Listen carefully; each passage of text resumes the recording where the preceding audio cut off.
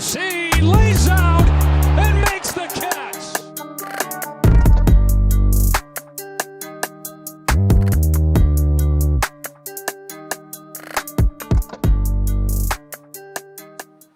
And we are back for another all-star edition of the Double Switch podcast. Yes, sir. Johnny, I would love to tell you that, I've sat down and I've watched all the festivities this week, but I'm going to be honest, didn't get to see much of it. I know that I didn't get to see much of it. I saw some of the home run derby. I don't know. It's just this stuff doesn't really do it for me. I'm much more concerned with the Phils. And I know Castellanos had a good game. I know Tomper got the win, which is huge for I don't even know if it still matters. Does it do doesn't. the home field event? It doesn't. So no, they ended that in 2017. It's just the highest record now. Okay, well, it's nice that the NL finally won. It's been like 10 years, and Kimbrel with what was that? His first save, which is crazy to think about considering he's been in the league for 15 years. It was actually a pretty good game. I saw the highlights and everything, but did you have a chance to watch anything in these past couple of days? I don't watch the All-Star game because I just think I'm like, one of our players is gonna get hurt. I don't want to watch this stupid stuff. But the home run derby, I've always been I'm an annual viewer, but this year was different. It was bad. You think it was bad? Well, they did you know how it's obviously on a timer now, but last year you had to wait till the pitch got into the stands before you hit. You couldn't, the camera couldn't even keep up with the batter. So it was like rapid fire. It was bizarre. And you didn't get to appreciate each home run. It was like, all right, next. Yeah. They need to go back to the outs. I definitely get that. I actually, from the start, I kind of like the outs even more because it felt like more strategic and like they had to decide when to swing. And now it's just kind of free for all. They're swinging at like everything. And yeah, I actually noticed that because when Adley Rutschman came up and hit like 8 home runs in the OT 30 seconds, which I don't really even understand any of that because everybody got 30 seconds and then like some people got an extra 30 seconds and they were like measuring the home runs as they were going and no one knew like what was going on. And the crowd wasn't into it. And I had no idea if any of his home runs were out in the entire 30 seconds.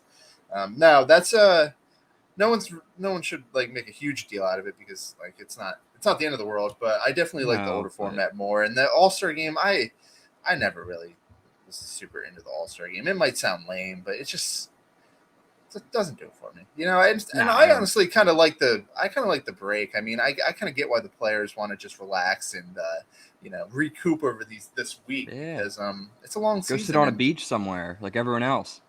Yeah, it's nice to kind of mentally clear yourself out because first half in the books, and what a first half it was. I actually have a special segment here to kind of recap. I was kind of thinking of the best way to do this, and I didn't want to go too in detail, but I didn't want to just go over everything briefly. So I have a segment called The Good, the Bad, Oxford comma, and the Ugly. And this segment's pretty easy, Johnny. I think you'll be all right with this one. Basically, we'll start with the good, and I need you to kind of throw at me what the good part of the first half was, whether it be a player, whether it be a storyline, whether it be a development with this team. And then I'll move on to the bad. You'll kind of give me the bad part of the first half, and then the ugly, which I think you can kind of understand what that's going to be. So without any further ado, the good. Johnny, what was good about this first half? Whether it be a player, whether it be a performance, what happened? What was good? Do I get more than one answer? Yeah, but don't go too crazy. Give me a couple good things about the first half. Okay. Bryson Stott. Bryson Stott is, for me, looking at the first half of this season, is the biggest good. The way he's developed into a mature, very competent hitter is become a very stabilizing force for the Phillies. And I don't think we make it through some of these ups and downs without Bryson Stott in the lineup. Also, definitely, I would agree. Good? The bullpen. Me and you have seen so many bad bullpens over the years, and we knew in the offseason we were going to be much better this year. We had a feeling because we had a good end to the year last year, added some good pieces, but I mean, this is above and beyond. I mean, we are a top 5 bullpen in baseball. This is awesome. Okay. Are those going to be your two? You got any more, or is that where you're going to call Those it are the there? goodest. I have one Yes. more, but Okay. Well, yeah, we'll touch on Bryson Stott real quick. His development has been a huge plot line. He has just, this is like, what a guy can be kind of as he's drafted and as he's, going through the minors. And, this is what we thought Bryson Stott could be. This is every bit of it. And I think it's fully sustainable. The hit tool is pure. The approach is pure. He's the toughest out on the team. And I think, last year when we got to the playoffs, you kind of saw him get fatigued and, he was pretty terrible in the World Series. All of that was just a learning curve. And I think that, this is going to be one of the more consistent players over the next couple of years, just because, I really trust the hit tool. I think it's legit. And, yeah, it's nice having that balance in the lineup. And the bullpen is definitely, it's a good in terms of results, but there is a lot to kind of be concerned about. We didn't even touch upon, I guess that would have been after our last episode. Jose Alvarado, he has yet to kind of get right. I don't really understand what the problem is. I think he might be getting babied a little bit by the Phillies coaching staff, and I get it because, he throws 102 with Sink, and, you want to kind of have him ready for when you need him, which is the playoffs. And Sir Anthony Dominguez, I mean, these were the two guys last year who kind of were the guys, and both of them have yet to kind of find their stride. But plot twist, Craig Kimbrell is lights out. And, yeah, I mean, just think about, like, if I've said this so many times, I'm repeating myself, but at the end of last season, if I would have told you, or I mean, even at the beginning of this season, after the first couple of weeks, that we would have two All-Stars, and it would be Nick Castellanos, and it would be Craig Kimbrell. It's wild what they've been able to do. Craig Kimbrell's another good. I'd want to hit a, or not Craig Kimbrell. Yeah, I guess Craig Kimbrell and Nick Castellanos. They're both good. Yeah. Nick has bounced back, and it's been a huge development because offense hasn't been super good. And without him, I mean, you don't really know what this team would be if we had last year's version of him. So he's been very good. And Craig Kimbrell, like I kind of said with Nick Castellanos, if Craig Kimbrell didn't figure it out, suddenly you have Sir Anthony hurt, you have Alvarado hurt, you have an inconsistent Craig Kimbrell, you have Soto, whose ERA is still in the fours. It gets kind of sketchy if Craig Kimbrell isn't locked down in the ninth inning. But fortunately for us, he has been. And he looks good, so I kind of feel like there's really nothing to worry about there, which is just – it's surprising. No, you're absolutely right. Both those guys, I mean, Castellanos, of course, I was hoping for him to return to the back of his baseball card and become the player he is. But the things I've said about Craig Kimbrell on this podcast, and they weren't all very nice. So sorry, Craig, and you've been great. Been awesome. Congrats on that first save, which I still can't believe because he's a 9-time All-Star now, and that was his first save. Like, well, that format's dumb. Oh, well, they come now in that like I think about it, they haven't really won since he's kind of come up. Since they haven't won in 11 years. So, wow. Huh. I didn't think about it like that. The bad. What was bad about this first half? Our bench. Ooh. Our bench was weak. Josh Harrison, not very good. Cody Clemens, not very good. We need to strengthen our bench, whether that be from within. We have plenty of good internal options. I think we just need to trust them.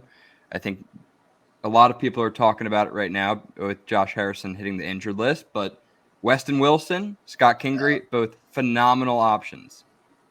I wasn't expecting to go the Weston Wilson route. I was expecting to hear Scott Kingery, not Weston Wilson now. Both of them should be considered equally. Okay. The bench, well, it was weird because we went into the season and I feel like Dombrowski was fairly confident in his bench. It wasn't one of those things where, it was question mark coming in. We felt pretty good about the guys there. Sosa, Derek Hall, Harrison. But yeah, the depth has been tested. Another good that we could have pointed to was Christian Pache, who's been pretty awesome, especially with the walk-off homer on Friday. his big moment so far in his young career, and Really it's cool also moment too. yeah, it's so satisfying that we seem to have unlocked something in him that both the Oakland Athletics and the Atlanta Braves couldn't do. This The was a Braves. guy. Woo. This was a guy who was a prospect. Like he wasn't fringy. He was a prospect that people Ew. thought could be good, and yeah, we're kind of unlocking him. But yeah, back to the bench. Yeah, so at a certain point, Jay Cave as well. These guys are going to force their way up here, Yeah. and the guys currently aren't doing too much, especially Harrison, who's been. You can kind of tell he's in the dog days of his career. He just doesn't bring much to the field anymore. I know he's good. He's a good clubhouse guy and everything, but there's some guys down there knocking on the door, and hopefully that will be something that we see in the second half. Anything else for bad? I do, but I'll save it for ugly. Oh, you're gonna save it for ugly. Let me think if I can. Are you going to bring up a pitcher in the ugly part, a starting pitcher? Okay, then I'll touch on Aaron Nola real quick. I think we can throw Aaron Nola in the bad category because Johnny, I know you don't want to hear it more than anybody else, but man, something's got to give with the home runs. I will back Aaron Nola up till the day I die or the day he retires. He's awesome, but man, how is this such a problem? We're talking about a top 10 pitcher in baseball who's leading the league in home runs given up, and I mean Sunday was one of those games where he looked like he had nothing in the tank. Mm-hmm. And I was actually like scared watching some of these Marlins hitters in this lineup. Like I've never been more scared of Brian De La Cruz. And I mean, Gene, who's been awful all year, is getting hits. And man, why are the home runs such a problem? It's always been like a theme with Aaron Nola, but he's the worst in baseball giving up home runs now. And if you give up home runs at a rate like that, that means that at any point in the game you can blow the game. That's the nature with home runs, and that is something I'm not confident in, and I don't even really know if he's going to figure it out because I'd like to credit people when I bring up this stuff up, but I don't remember who said it.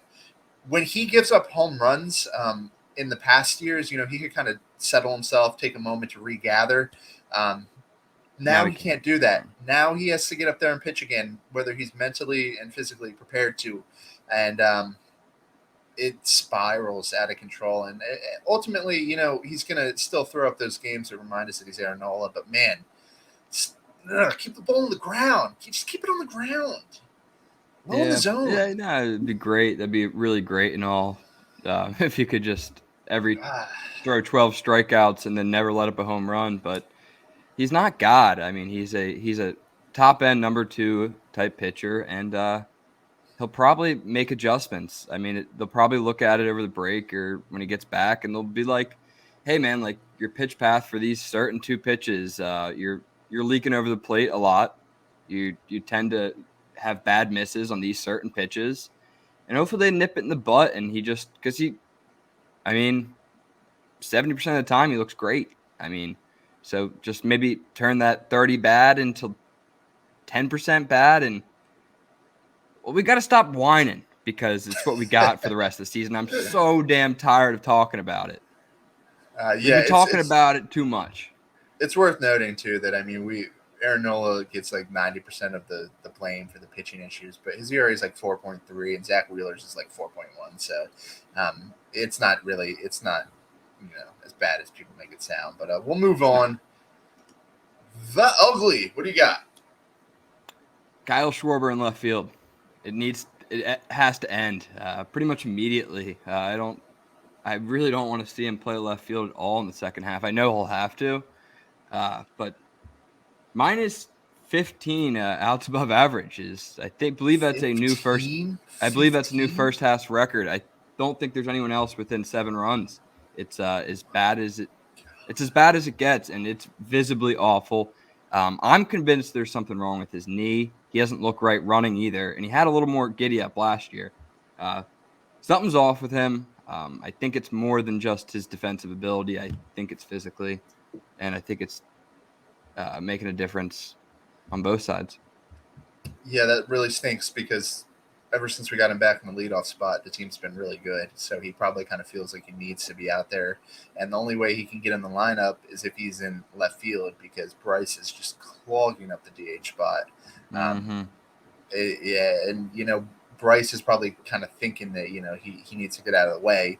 And they're really trying to get him over to first base because, Schwarbs is – I didn't know the negative 15 defensive runs was a thing, but he certainly does not pass the eye test. Last year it was fine. You know, he could kind of suffice, but this year, I mean, he looks just like he doesn't even know how to play left field. He's dropping balls that are like hitting him in the leg, and he's diving, and it's bouncing off his glove. And terrible stuff. And to put that into perspective for people, Schwarber played a lot of left field last season. I can't give you. Yeah, he had 257 attempts in left field last year. He's at 141 right now. He had a minus 13 outs above average for the full season last year. Has already surpassed it, and still is 120 attempts from last year. So he has 120 attempts to improve that or make that a whole lot worse. Yeah, that's that might be like a record-breaking season for an outfielder. He's surely on pace. Great. I would agree. That has been very ugly. And with Christian Pache playing pretty well, I mean, I'd love to see him in left field. And, you know, the defense, I don't think you can force Marsh out of center field, but Christian Pache can run it down in center field. And I think I like both of them. I think in a vacuum, I think Pache is the better option in center, which is crazy. I don't know what they'll do, but I mean, if you can get two of them in the outfield positions, the defense is so much better. Yeah, I feel like they both are gonna. I feel like if I thought about this actually the other day because I saw a lot of people worried about it or thinking about it, the whole idea of left field, center field with them, and I really think if we gave Pache the center field job, we'd probably find the same sort of issues that he has that Marsh does, more like mental errors. Both of them have the physical ability in center field. I mean, they're fast as they come. But they're both really, really young guys, and they're going to make a couple miscues out there because they're not veterans, you know? Yeah, no, I hear you there. But no, it's going to be interesting to see how we fill that or solve that issue of just Schwarber. He's got to get off his legs more. And it's even in the coming years, I mean, we really kind of got to think about what we're going to expect from him. He's a full-time DH in the making, and it's looking like it's going to be sooner rather than later. Next year's his final year on contract. 3-year deal. 4-year deal. 4-year, 79. Let's put some money on it. Let's put some money on it. $2 on it for sure. How much? $2. I'll bet you, yeah. All right. I swore it was 4-year. 4-year. It's 4-year 79. Nah, fake news. I Googled it. All right. Well, if you're watching this, feel free to Google Kyle Schwarber contract. And if you like the truth, you will know that it's 4 years. And we have him we're going to have him for 2 years after this. And he's going to be a full-time DH. He has to. So. There's no other way. So we have to plan for that future. Got anything else for Ugly? No, I really think that was the ugliest. Do you? No, I'm pretty pleased with how everything ended up turning out. It was a rocky road to get here. It seems to always be a rocky road to get anywhere. We need to do some paving and make the road a little smoother because it's kind of mind-numbing to watch this team go through these ups and downs. But hey, I mean, we're where we thought we were going to be, and I guess that kind of brings us to part 2 of the episode, which I don't really have a plan for because I just wanted to open this up. I know that the first thing that's going to kind of come up, and it's going to be kind of the main theme with this team, is the trade deadline, and we're kind of holding off on that because it feels like every day I just see a tweet that just frustrates me. Probably just need to get off Twitter, but there's so much chatter so far, and we just have no idea what's real and what's like speculative, and I just want to wait it out and kind of see what materializes because we're connected to every big name. And I don't know if that's really the MO with Dombrowski anymore. Connected. Yeah, I mean, the guy on Twitter said that he would make sense. Phillies Nolan Nation Arenado, says it. yeah, Nolan Arenado Phillies is who I'm Nation talking says it. about. But no, I mean, yeah, rest of the season, what are you kind of expecting? A big move trade deadline. Do you think this team has a late season charge and can kind of capture one of the top wild card spots, or do you think just the status quo is kind of going to be the thing? I'm kind of expecting, more of the same, if I'm being completely honest, because I just think, trends kind of materialize and this team's kind of becoming who they're going to be. So that's kind of my viewpoint on it. Yeah, I think it was well said.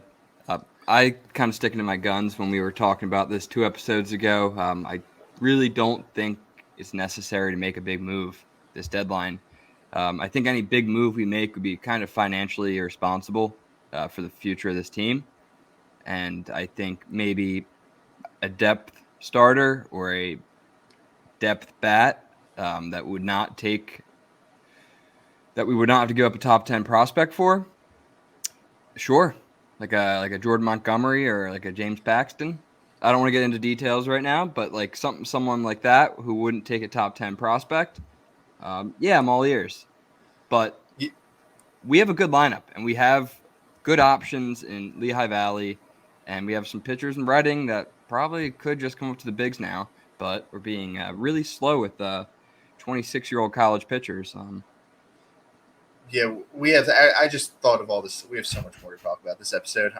Yeah, no, I agree. I think depth is going to be the main thing. I don't see us getting a Nolan Arenado. I don't see us getting a Paul Goldschmidt. We don't need I don't them. see it.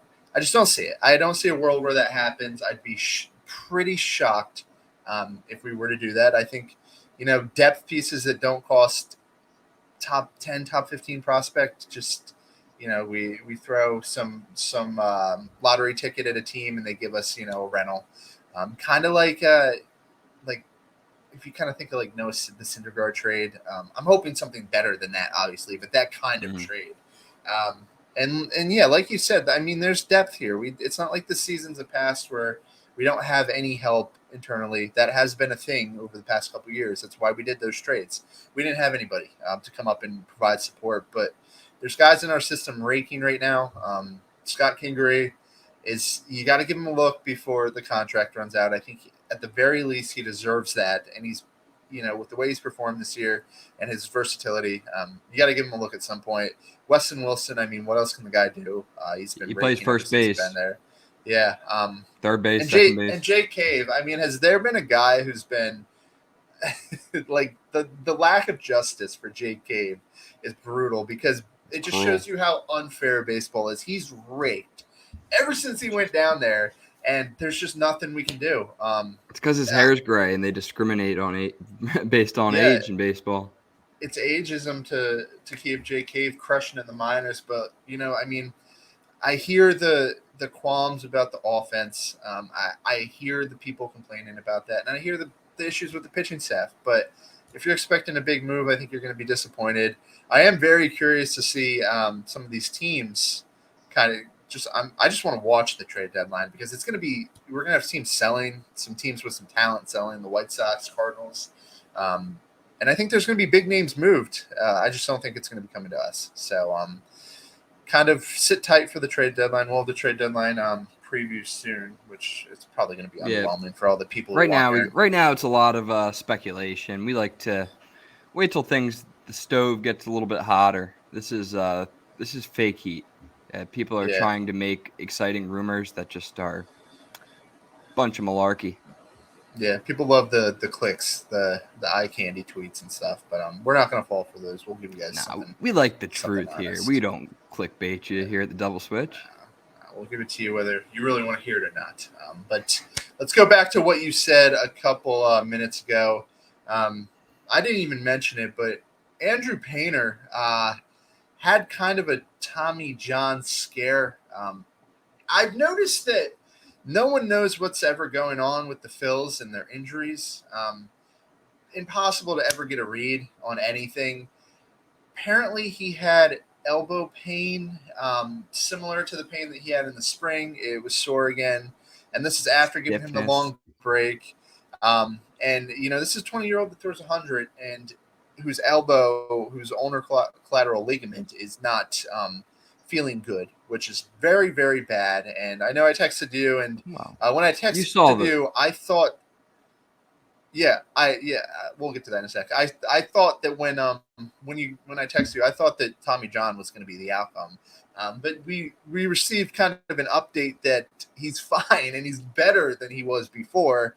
And now they're going to let him rest for the rest of the season. And, man, I'm really happy I'm not the one making decisions now because, you have a guy here that it's really tough to decide what to do here because I don't think he's good. I think there's probably something wrong. And I think his ulnar collateral ligament might have lost some integrity, and the structural integrity of the ligament may be become a problem as time goes on. I'm not positive. Mm-hmm. I don't know what to trust, and it's just their stakes are so high because he's probably the second or third best pitching prospect in baseball.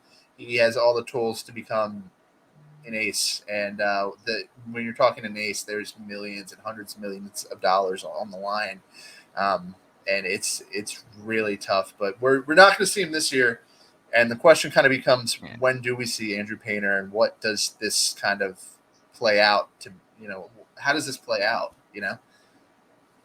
Yeah, it's everyone's gonna have an opinion, which sucks because it's not no one else's arm but his, and he's a 20-year-old phenom. It's not one of those things where when you're young, Tommy John is just like a great option to get right away. I mean, if you can avoid it, you don't put your arm under the needle. If you don't have to get surgery, you don't want to. And I don't think people understand that.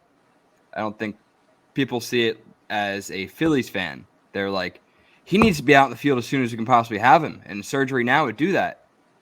But if his UCL is healing a little bit, then it would not be productive to get Tommy John surgery. Yeah, this is when we stray into the medical field, and this is kind of where we thought we shouldn't go. But we're going to go there anyway because it's fun. I'm a doctor. We are in no way kind of authorized to talk about this stuff. But, so Tommy John, I mean, it's not to the point where you need Tommy John. And even if you do get Tommy John, you could tear that ligament too. I mean, there's no guarantee it's going to work out exactly how people think if you get Tommy John.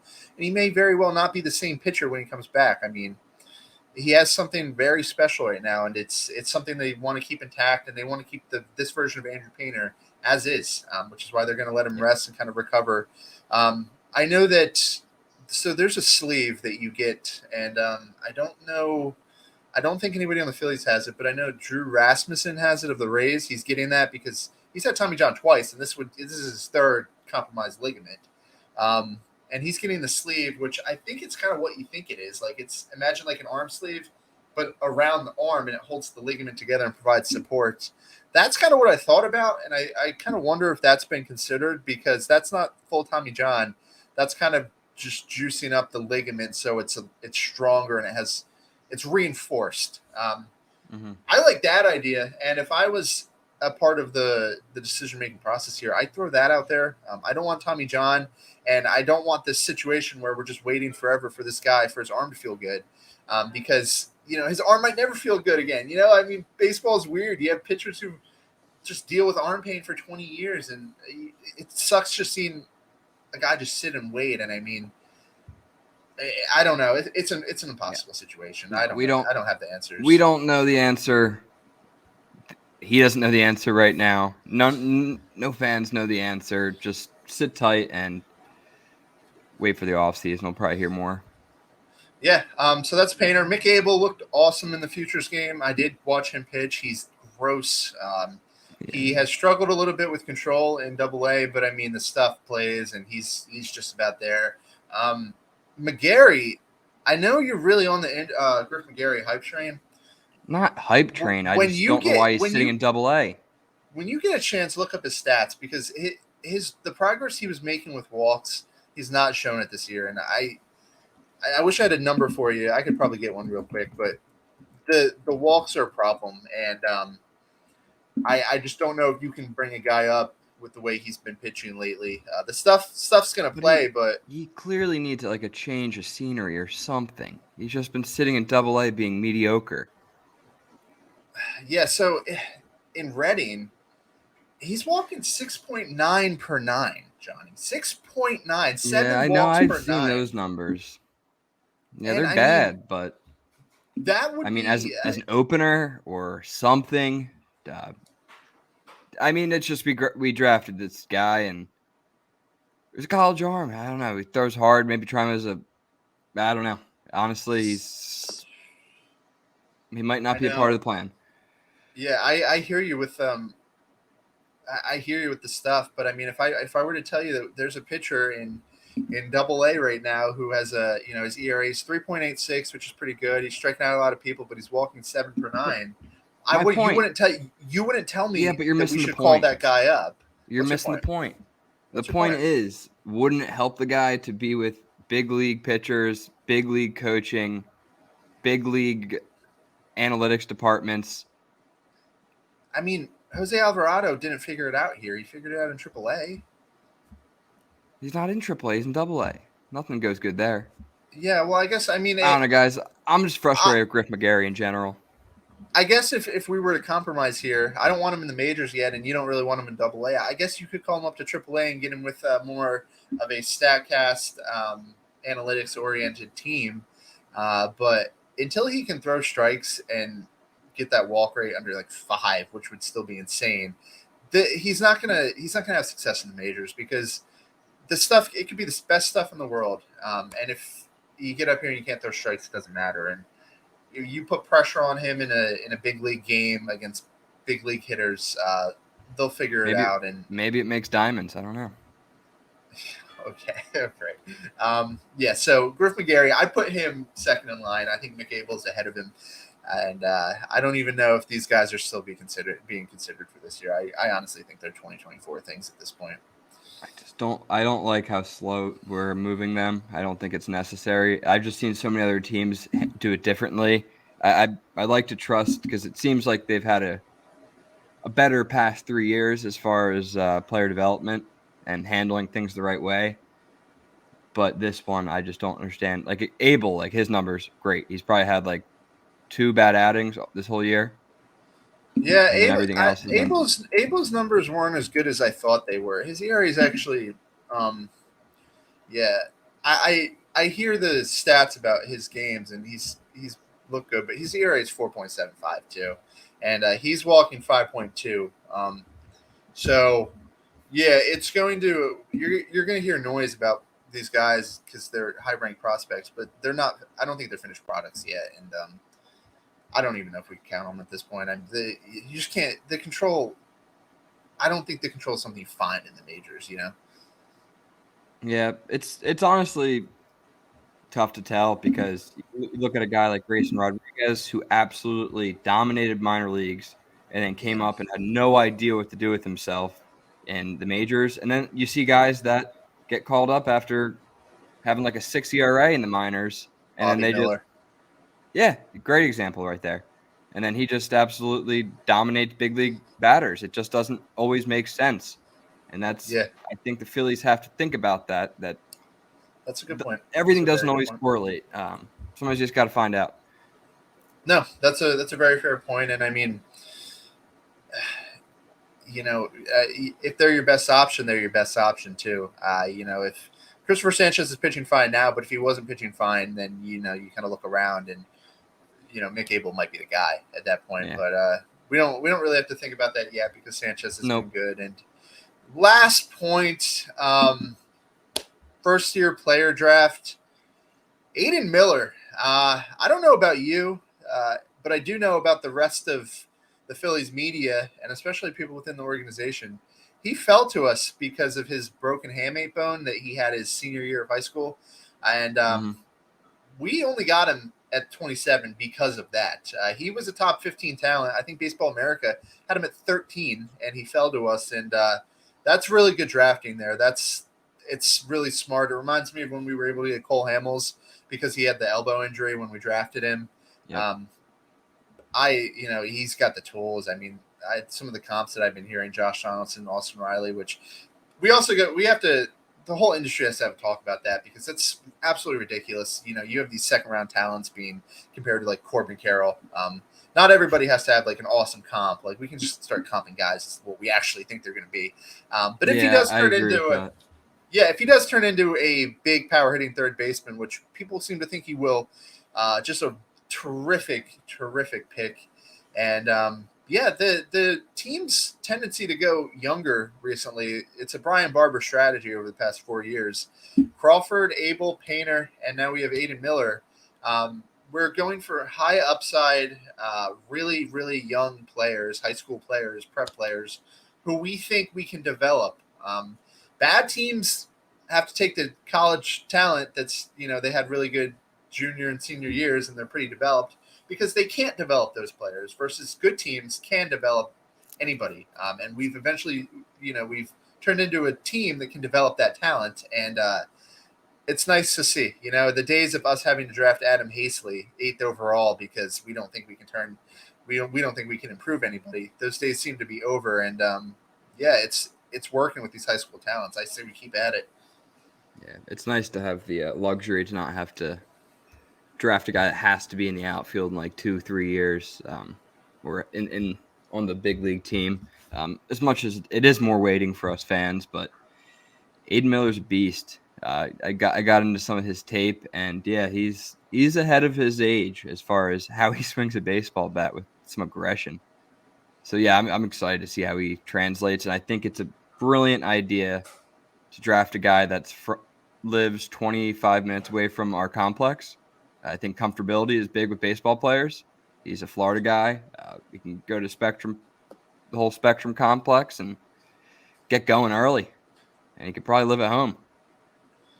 Yeah, no, definitely. And I agree with the approach too, because, we had the arms and this was a system that needed bats, and he's a bat. He can swing it. And very, very well done. I don't have too much on the rest of the draft because we barely even had any. Getting a little late. So 37 minutes. You got anything else regarding anything? I guess this is just an everything episode. So yeah, this is more of just like an overview and just kind of seeing where we're at in the season. But now that's all. It's been a great first half. Better than I expected after like April and May. But I think we all knew that we were gonna just trust it, and the players are gonna end up being better. And I think we're gonna see some of the bats wake up in the second half. We still haven't seen the best of Harper, Turner, and Romuto. That's got to excite people. And Nola, Wheeler, bunch of guys. For sure. All said. And with that being said, as always, thank you guys for listening. Training camp is around the corner. Go check out Pick Swap's YouTube channel. Probably all diving all into that. I didn't have a chance to look, but I'm sure they're all on top of that. Sixers offseason is going on. Still plenty of Sixers drama. Check out the Pick Swap pod. They're talking Harden, Nick Nurse, all of the above. Good stuff from those guys. Yes. As always, thank you guys for listening, and we will talk to you soon.